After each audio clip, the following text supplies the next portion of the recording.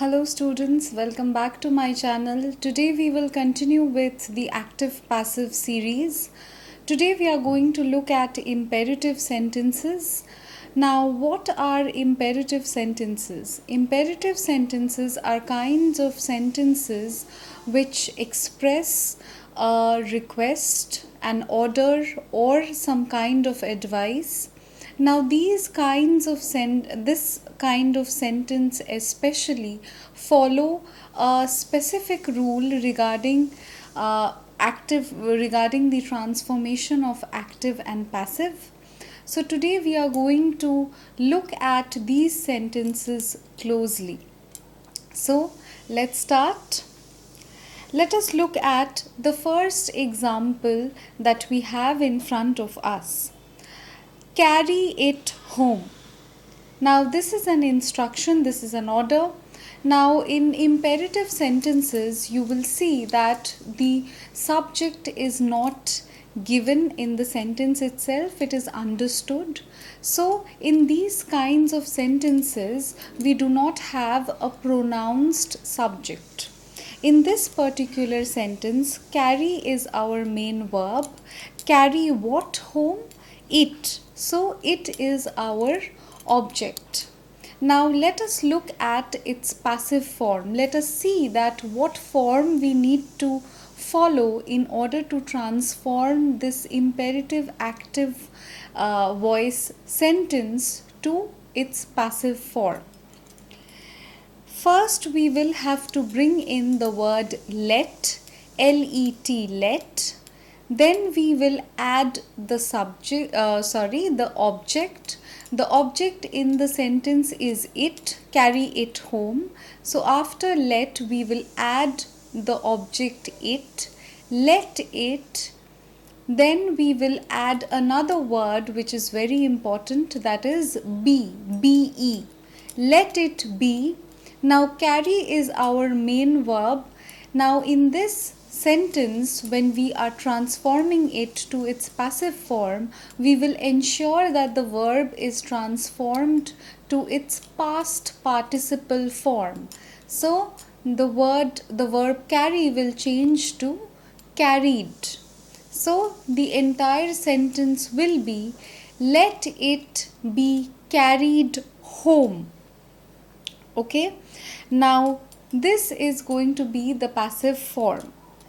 So please note that we are bringing in let, then we are adding the object, then we are bringing in the word be, and then we are using the verb in its past participle form. Let us look at the next sentence in order to understand this particular sentence better. Now our next sentence is, write a letter to your mother. This is in active voice and it is an imperative sentence. It is giving a kind of instruction or an order.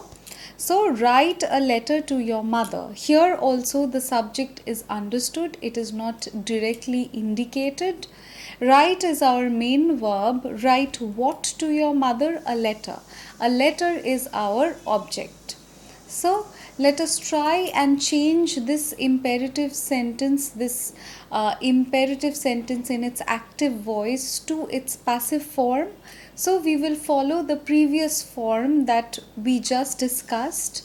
We will bring in the word let, then the object. Our object is a letter. Let a letter, object in the active voice. Let a letter, then we are bringing in the word be. Let a letter be.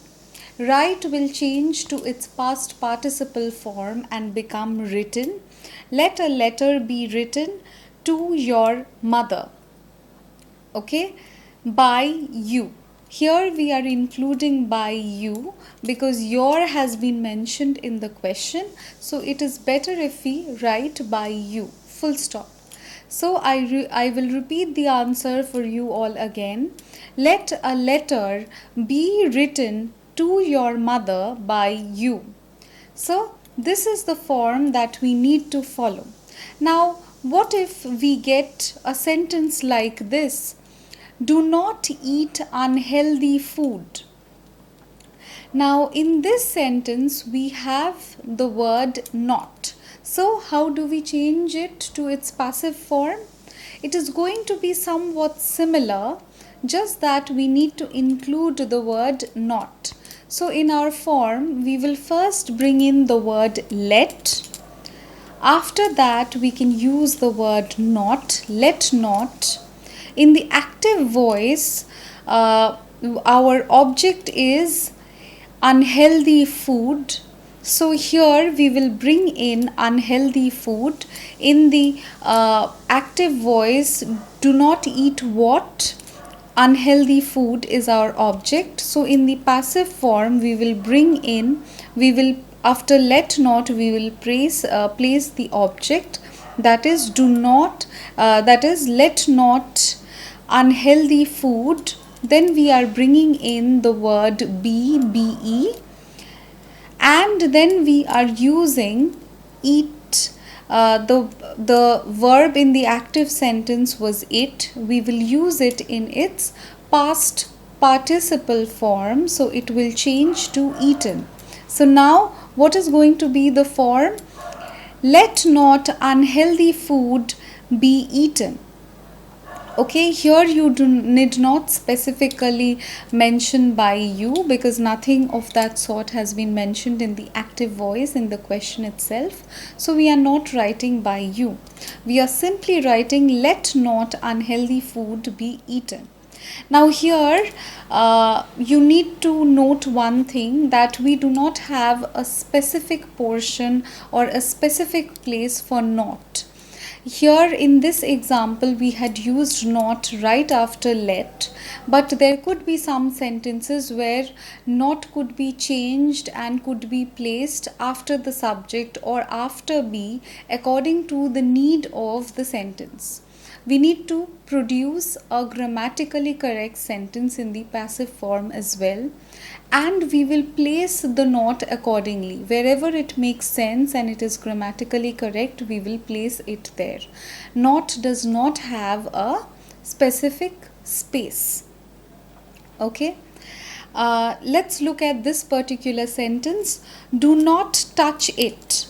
Here in the active voice, we have our verb is touch. Touch what? It is our object. So let us try to arrange it. Now in this particular sentence, if you transform it to its passive form, it is going to be let it not be touched. That is how it is going to be placed. We will bring in the word let, after that the object it, then we are placing not, then we are bringing in the word be, and then we are using the past participle form of touch, that is touched. So our answer will be let it not be touched. Okay, I believe that the form is clear to you all. Now I will give you two sentences. You will kindly pause the video and try to solve these two sentences. First, do not harm the innocent child. Next sentence, do it at once.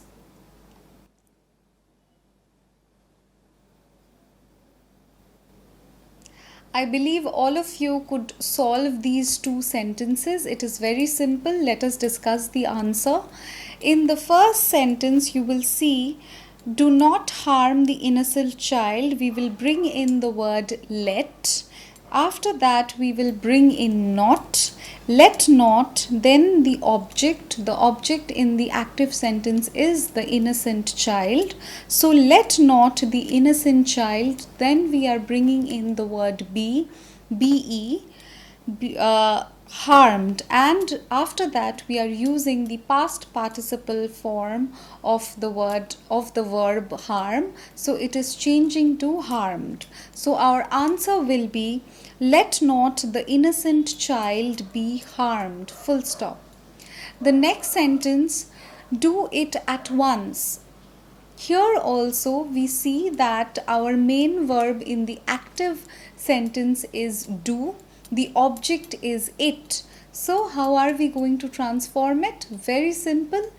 Let, we will begin the sentence with let, then we will bring in our object it, then we will bring in be, and then we will use the past participle form of the verb do, that is, let it be done at once.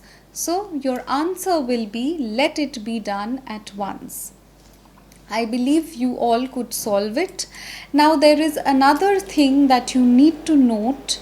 Suppose we get a sentence where there is no object. In imperative sentences, under this category of sentences, we may encounter certain sentences which do not have an object.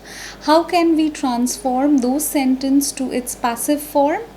For example, if we look at this sentence, work diligently. Here we have no object. So here your passive form, even if you are changing it to passive form, it will begin with you. And what is going to be your answer? You are advised to work diligently. So if you do not have an object in a sentence, if you get a sentence that does not have an object, this generally happens in case of imperative sentences, you will begin with you. You are advised to work diligently. Full stop. That is going to be your answer. Let us look at another example. Suppose this sentence go out. Here also you see this particular sentence does not have an object. So how are we going to transform it to its passive form? You are ordered to go out. So you need to remember this specific rule, and I believe that this is going to be helpful to you all. If you have any question, any confusion regarding the imperative sentences and how you need to transform it from active to passive or vice versa, please write your doubts, your questions in the comment section so that I may address it. And if you like my work, please like, share and subscribe to my channel, and I will again meet you all in the next video. Thank you.